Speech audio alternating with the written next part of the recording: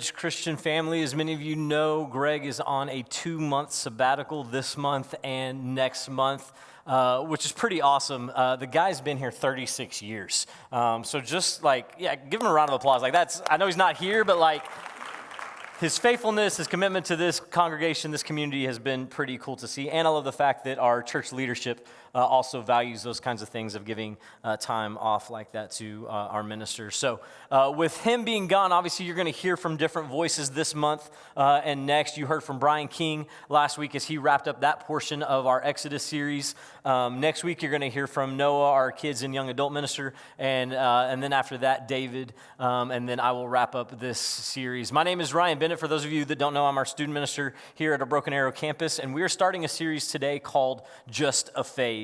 A series on parenting. Now, I feel like just right then and there, like I said, a parenting series, and I might have lost like half of you, okay? Because I feel like when we do a series like this, for some reason, we have a tendency to narrow down the scope of this particular topic, and we think, oh, a topic like this is only for parents that have kindergartners through 5th graders, right? Or maybe even we broaden the scope a little bit more and we say, oh, it's for parents that have babies through a 12th grader, right? And it's not for me because I'm single or I don't have kids or I'm an empty nester, right? And there's no principles that I can gain from a morning like this. And I want to push back on that a little bit and say that's not necessarily the case. Because I think the things that we're going to hear this morning and see this morning and reflect on not only today but the rest of the series has to do with all of us, okay? For example, just give me a slight head nod if you have a mom or a dad, right? Slight head nod, okay, look around this is mostly everyone, right? And I'm not saying you live with your mom and dad, but you have a mom and a dad, right? You can stop the head nods. It just looks different on how that played out in our household, right? Whether it was biological mom and dad, maybe it was foster parents, maybe we all had some kind of parental unit that we grew up with. It's just the dynamics of what those families are composed of that looks a little bit different. So whether you are a single mom or dad, whether you are grandparents raising kids, as I mentioned before, empty nesters or adopted or fostered, or maybe parents that are separated or divorced, or parents that are actually together living the American dream of 2.58 kids in the household with a golden doodle and a white picket fence, living the American dream, right?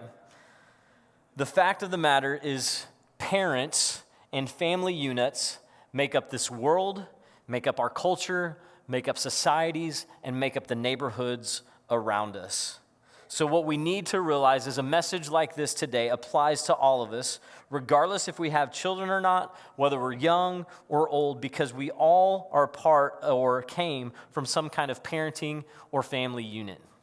And here's what I love about doing a series like this for our church. It actually hits 2 of our core values here at Ridge Christian, one of which is family matters.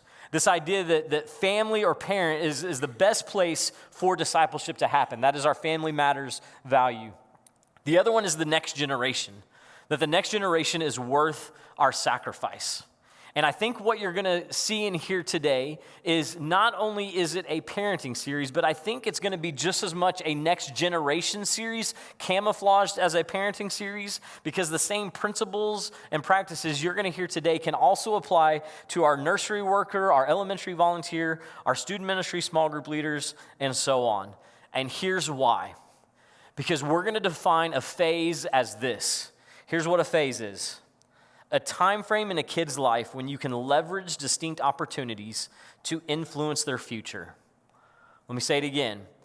A phase is a time frame in a kid's life when you can leverage distinct opportunities to influence their future. So with that being said, a phase in a kid's life can be influenced by a coach, by a teacher, by a counselor, by a small group leader, a kids ministry volunteer, a nursery worker, etc., but most definitely and obviously a parent. And here's why. Church statistics over the past 10, 12, 15 years have said that a consistent kid that goes to church regularly, and keep in mind, this is a kid that goes to church regularly, is in our building or at our church roughly 40 hours a year. 40 hours. There's 40 of these little pom-poms in this vase. That's taking into account sicknesses, vacation, sports activities, other things that are going to draw them away from church, right? So if there's 52 weeks in a year, we have a kid for roughly 40 hours a year, compared to what a parent is going to have 3,000 hours a year with a kid under their roof. It's a pretty distinct difference, right? And I intentionally did the yellow in this vase because the church is supposed to be the light of the world, right? We're supposed to shine our light, a city on a hill. But guess what? Even the brightest light in the church can only do so much when we only have them 40 hours a year. So how do we capitalize on the amount of time and the amount of hours that parents have at home? How do we capitalize on that time, and how do we challenge to what is our priorities as parents? What is our primary role? Our role as parents, and I would even say as ministry leaders, should be preparing them for the next phase of life. More directly put, here's even a better phrase to go along with it. A parent's priority is to gradually transfer a child's dependence away from them until it rests solely on God.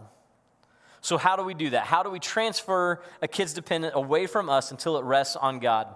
There's a famous passage in Deuteronomy 6 where we're going to spend most of our time today. If you want to go ahead and turn there or get your devices out and go there, Deuteronomy 6, I'll be reading some passages from it here in a little bit. It's this famous passage known as the Shema. It's the first time we hear that ever famous phrase of love the Lord your God with all your heart, soul, and mind. Moses is speaking to the Israelite nation, and here's how it goes in Deuteronomy 6, verses 1 through 3. It says, "These are the commands and the decrees and the laws of the Lord your God directed me to teach you and observe in the land that you are crossing the Jordan to possess, so that you, your children, and their children children after them may fear the Lord your God as long as you live, by keeping all his decrees and commands that I give you, so that you may enjoy long life." He says, "Hear, Israel, and be careful to obey, so that it may go well with you, and that you may increase greatly in the land flowing with milk and honey, just as the Lord, the God of your ancestors, promised you." Notice how Moses is instructing this generation the importance of passing down the Lord's decrees to their children and their children's children. It says so that they might fear the Lord. In Deuteronomy 5, the chapter just before this, Moses has just gotten the 10 Commandments, right? It happens in Deuteronomy 5 and Exodus 20 that we just read about a few weeks back in our Exodus series, right? So needless to say, this is a pretty powerful and important moment in Israel's history. He's stressing the importance that parents have to pass this information down from one generation to another. And that word "hear" that's in verse 3, it's not some kind of like passive hearing, or I heard like a rustling in some bushes, or I heard a scary noise in the woods. Like, hear is a verb. It literally means to listen and obey. So the next time Moses mentions it in this next section, listen to the weight that it might have and how Moses is saying it. He goes on to say in Deuteronomy 6, verses 4 through 9, "Hear, O Israel, listen and obey, Israel. The Lord our God, the Lord is one. Love the Lord your God with all your heart and with all your soul and with all your strength. These commands that I give you today are to be on your hearts. Impress them on your children. Talk about them when you sit at home, when you walk along the road, when you lie down, and when you get up. Tie them as symbols on your hands and bind them on your foreheads. Write them on the door frames of your houses and on your gates."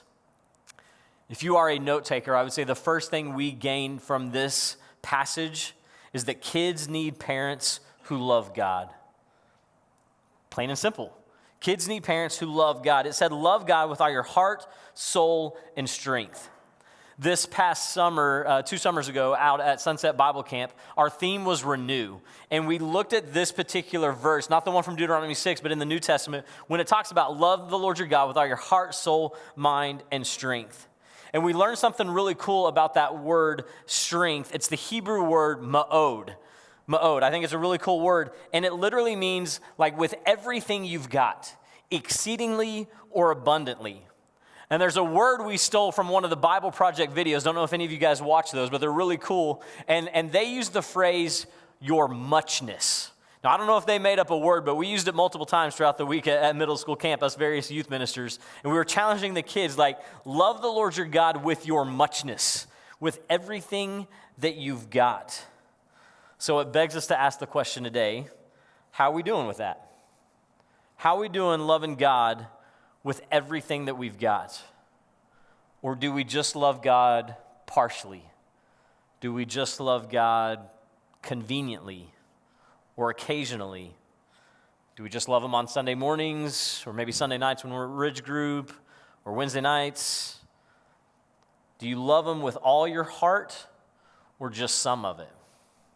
Because here's what's an important statistic that we need to understand when it comes to people becoming believers, believers in Jesus, believers of Christianity, that statistics would say 75 to 80% of people become a Christian by the age of 18 or before the age of 18. Now that number differs varying on like what site you're looking at, right? But it's still a crazy thought that 7 to 8 out of 10 people become a Christ follower by the age of 18. Talk about the importance of sacrificing for the next generation, right? The importance of investing in the next generation.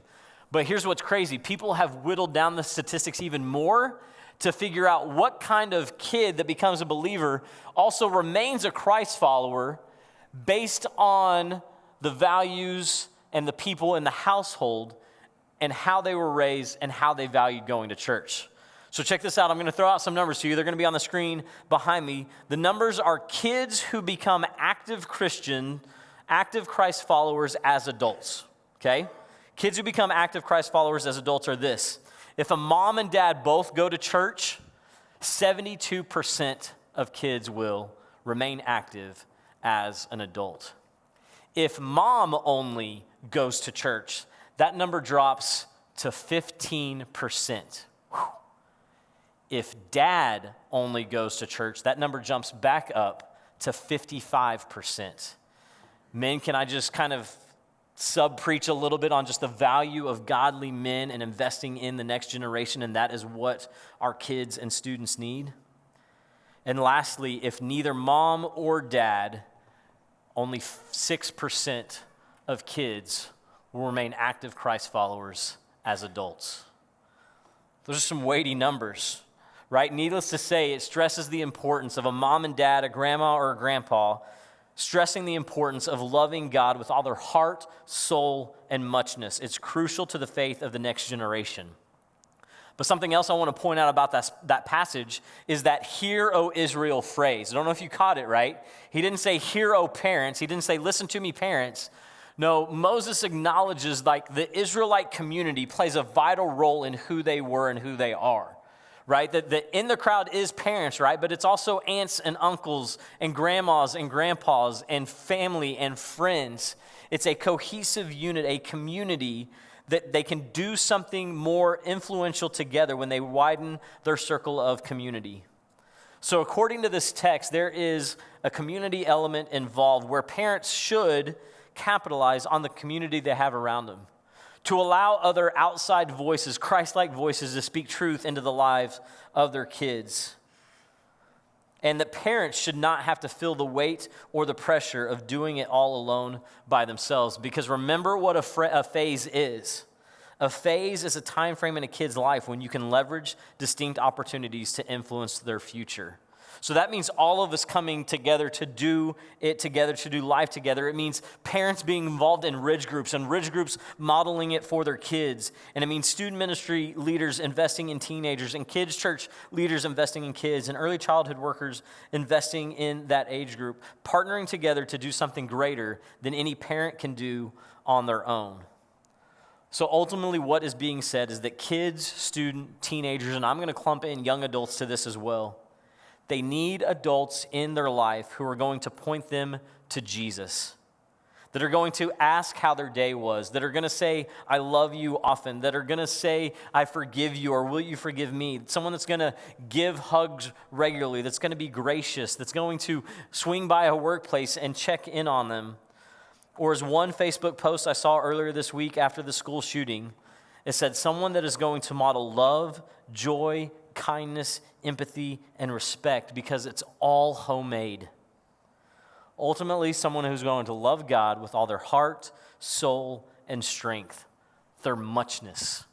That is what kids need in their life. The other thing I think we get from this Deuteronomy 6 text is kids need parents who lead intentionally. Kids need parents who lead intentionally. Did you notice the time frames that are mentioned in the text? Right? You've got when you wake up, when you sit up, when you walk along the road, when you lie down, we'll tie them on your hands and on your foreheads. And sure, some of those things don't apply to us today anymore, right? We're not walking up and down dirty roads to and from our locations, right? But we do have these routines, these built-in time frames in our lives, right? Like we have morning time frames. We have times that we're in the car driving to and from places. We have those times where we're eating together. And for many of you, if your family's like mine, the times that you're in the car going to and from places and eating together are often the same time frame, right? Like my minivan can attest to that. You got Burger King wrappers and McDonald's wrappers all in the back seat, right? Because you're eating together and going somewhere at the same time. You've got phases when you're going to bed. You see, there's so many ways that we can make this practical and real for us here in 2024. So I'm just going to give some ideas or examples how we can implement some of these daily routines. Right? Many of you have morning routines of getting out the door, going to work, or you're getting your kid ready for school, whatever that might look like. And I get the hustle and bustle of trying to get out the door, but maybe somewhere in that morning routine, we find the extra 2, 3, 4, 5 minutes to maybe do something on the YouVersion app that you have on your phone. Right? Like, isn't it crazy to think that we have a Bible in our pocket in this day and age? Right? That's not anything they had 20 years ago. That's not anything they had 2, 3, 4, 500 years ago. That's not anything they had back in Bible times. Right? Like we have the convenience of just, let me get out the Bible and read some of it right now. Right? So like maybe we do a reading plan together as parents or as kids or as you're standing at the school bus stop waiting for the bus to come, that instead of just scrolling on our phones, maybe we just read the verse of the day, right? Like YouVersion has the verse of the day that constantly rotates through each day, or they have those cool videos now that pop up as well that you can just watch a video together. Right? There's practical ways that we can model this and live this out. For me and my dad, he used to make me a quick breakfast before I'd head off to school, and it wasn't anything fancy. It was like a toaster strudel. I don't know if you guys remember those. I don't even know if they're still around, but it's like the crispy, flaky crust on the outside, right? Kind of like a Pop-Tart, but way better. Had like the cinnamon icing on it or frosting on it. Or he'd make me like a sausage, egg, and cheese biscuit. You just pop it in the microwave for a minute. Or Eggo waffles, right? But beyond like the actual breakfast item and remembering those times with him, I also remember him getting out a little devotional booklet next to the microwave, opening up and reading it to him and myself. I still remember the devotional booklet said Deaf Devo. Why I remember that and why it was Deaf Devo, I have no idea, because I'm not deaf, he's not deaf. I don't know why we were reading the Deaf Devos together, but I think it was because it was a ministry that he gave to regularly throughout a large portion of his life, so he'd get these devotional booklets on a regular basis. Do I tangibly remember an actual devotion that he read to me at this day and age? No. Can I tangibly say that one of the devotions he read transformed my morning and my life and drastically changed the way I... No. But can I say the way that he modeled it and lived it and did it for me on a daily basis is huge, right? So the impact that parents have on their kids is important. Or how about this one? It talks about when you lie down.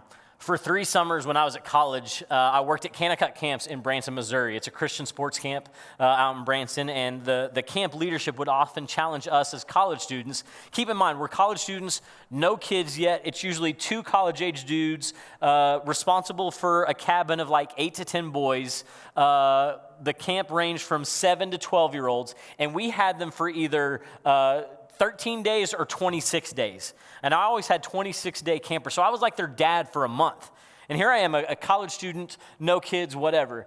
They would challenge us to be intentional with like the bedtime time frame. That as we go around kind of putting them to bed, having them calm down, tucking them in, so to speak, to just be intentional and ask some questions, see how they're doing, see how their day was. And here's what's crazy, here's what I learned. I could ask the same question earlier in the day, say at noon, And I could ask the same question at night with the cabin lights off, tucking them into bed, and it was amazing how much they would open up and share about their day and what was going on in their lives. It's as if Moses and God knew what they were talking about here in the Deuteronomy 6 passage, right? To be intentional with the time frames that we have, to be intentional with those Deuteronomy 6 moments, to lead intentionally. And it wouldn't be a parenting sermon without mentioning the ever-famous Proverbs 22, verse 6 passage, right? That says, train up a child in the way he should go. Even when he is old, he will not depart from it. That Hebrew word for train is the word kanak, which means to initiate, to dedicate, or to train. When you look at other wise sayings in the book of Proverbs, because that's what the book of Proverbs is, right? It's wise sayings. Sometimes they don't necessarily always play out the way they should or do, but some of these other wise sayings that talk about in the way that we should specifically or intentionally train our kids is this. I'm going to go through them, and they're going to pop up on the screen behind me. Train them to manage God's money, Proverbs 3, 9, and 10. Train them to carefully select friends, Proverbs 13, 20. Train them to watch their words, Proverbs 4, 24. Train them to be responsible, amen to that, Proverbs 6, 6 through 8. Train them to guard their minds, Proverbs 23, verse 7. Train them to be generous, Proverbs 11, 25. And train them to fear God, Proverbs 1, verse 7.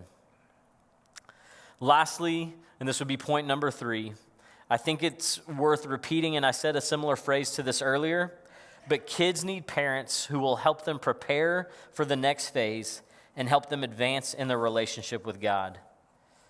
Kids need parents who will help them prepare for the next phase and help them advance in their relationship with God. What parents need to understand, and beyond just understand, but truly believe, is that no one has more potential to influence a child's relationship with God than the parents. A parent will have a spiritual influence on their kids, whether they realize it or not. Parents are the primary spiritual leaders, whether they want to be or not. That is their role. When it comes down to entities that God put in place to make disciples or to further his kingdom, there is the church and there's parents, the family unit. That's it. Nothing else. Their role is to impress upon their children the love and character of God. God uses parents and family units to tell his story. And the New Testament suggests that husbands and wives and children all have a unique role in portraying God's love to each other. You see, the family exists even in its brokenness and imperfection to display the heart of God to every generation. You see, here's how it plays out. Parents will teach their kids about God based on their relationship with God, and that they will have an effect on their kids' experience with God by how they connect to their child. Kids will form opinions on who God is and how he works by how their parents treat them and interact with them. I think God knows this. It's why one of his main images for himself is God the Father, right? Father, to describe how he wants to relate to us. A kid's relationship with their parents will directly affect their picture of God. If your earthly father was strong or accepting or forgiving or loving, you probably have an easier time seeing God the Father that way. If your earthly father was distant, uninterested, disengaged, demanding, or abusive, you might have a difficulty understanding some of the aspects and character of God. I'm not saying it's not possible. I've seen plenty of adults and teenagers and students and kids that have had crappy earthly fathers but have still understand God's grace and love and forgiveness. So it's not possible. It's just harder to overcome because you've got to overcome these obstacles and these barriers. So not only does a parent have the most potential to influence a child's relationship with God, they also have the most potential to monitor a child's relationship with God. So potential to influence and potential to monitor. And here's why. There will never be a church pastor, leader, or volunteer or teacher who will have as much potential to observe what a child needs and helping that child grow as a parent will. right? We've already addressed the 40 hours a week versus the 3,000 hours a week. So simply being, the reason for this is time. I heard it said at a conference one time when I first gotten into youth ministry, and it's kind of a cheesy saying, but I think it's also true, that kids spell love T-I-M-E, the amount of time that you spend with them. So the same company and organization that's kind of given us the 40 hours a week versus the 3,000 hours a week has also done some studies on how many hours a parent has with their kid from the moment they're born to the time they graduate high school. And that time frame is roughly 936 weeks. So over here in my jar of gumballs, this is 936 gumballs.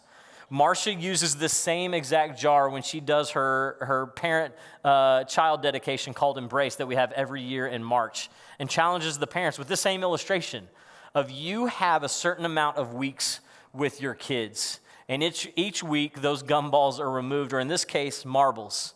In this middle jar here, this is 255 marbles. This is Marcia's youngest daughter, Hannah, who's going to be an 8th grader this year. Hannah has 255 weeks left in her household with Jason and Marcia. This last one here is empty. It's her oldest daughter, Caitlin, who graduated in 2023. Goes by pretty fast, right? And it's a sobering thought, and it's kind of a gut check reality for those of you that still have kids under your house. For me, here's how it looks for me. There's an app called Parent Queue that you can download it. You can plug in your kids' ages. You can put in kind of when they're going to graduate high school, and it will tell you how many weeks you have left with your kids. So in the same way that Marcia's done it with the marbles, you can do it on an app as well. So this is my family. These are my kids. Right? So Alexis, our oldest, she just turned 15 3 weeks ago. And I know you guys can't see the numbers, but I'll rattle them off to you. I have 204 weeks left with her.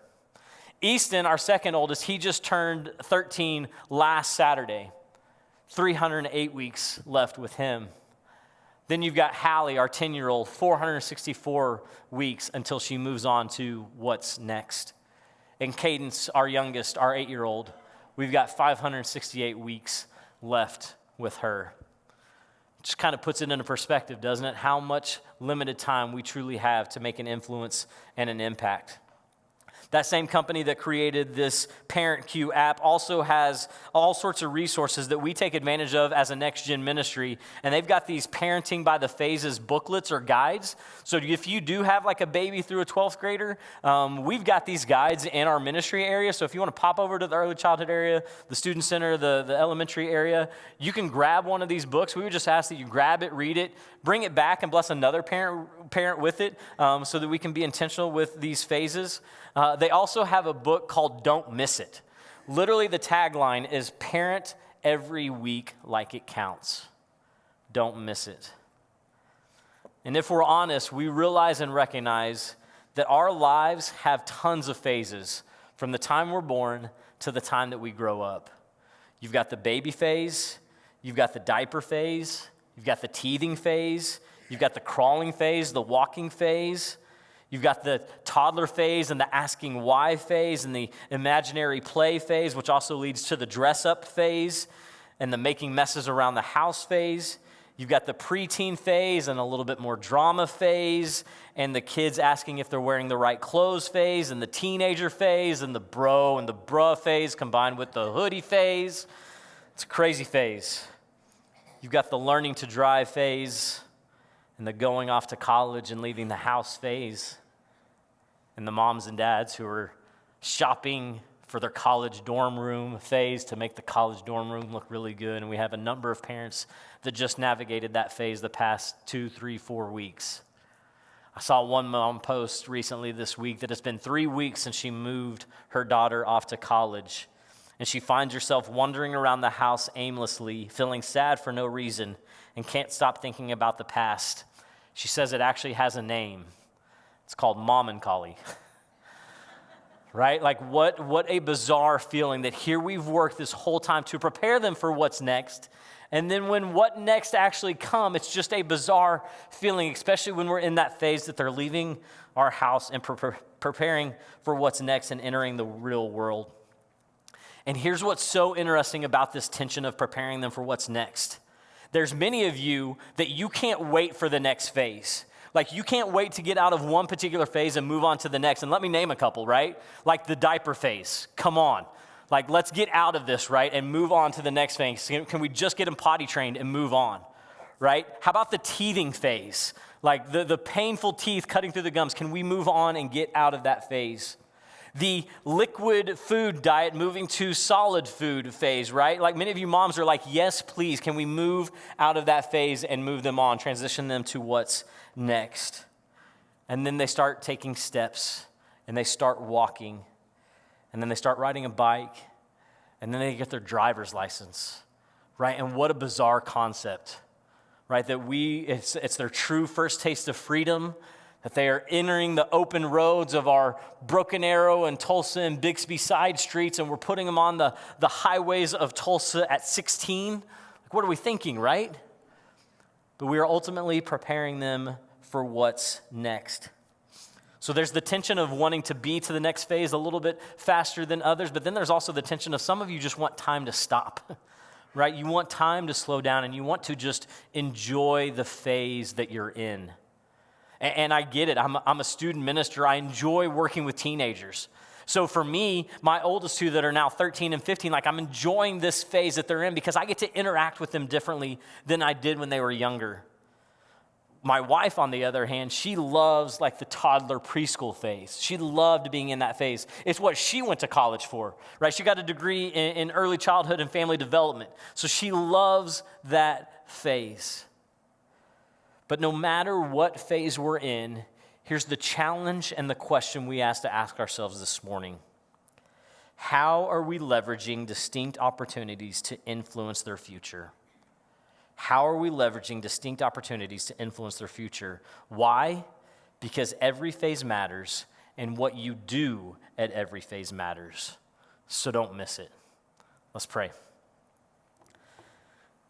Heavenly Father, we just come before you right now as we kind of sit in this topic a little bit of parenting, and not just parents that have kids right now, God, but as a congregation, as a body of believers, how are we doing to influence faith in this next generation, to leverage distinct opportunities in their life to influence their future? God, I pray that we would not only be moms and dads and grandmas and grandpas that do that, but a body of believers that believes that lives that out, that values family matters, that values the next generation, and we see them as someone that they are worth sacrificing for as well, our time, energy, and efforts.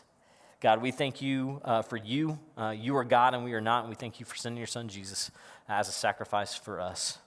It's in your awesome and powerful name I pray. Amen.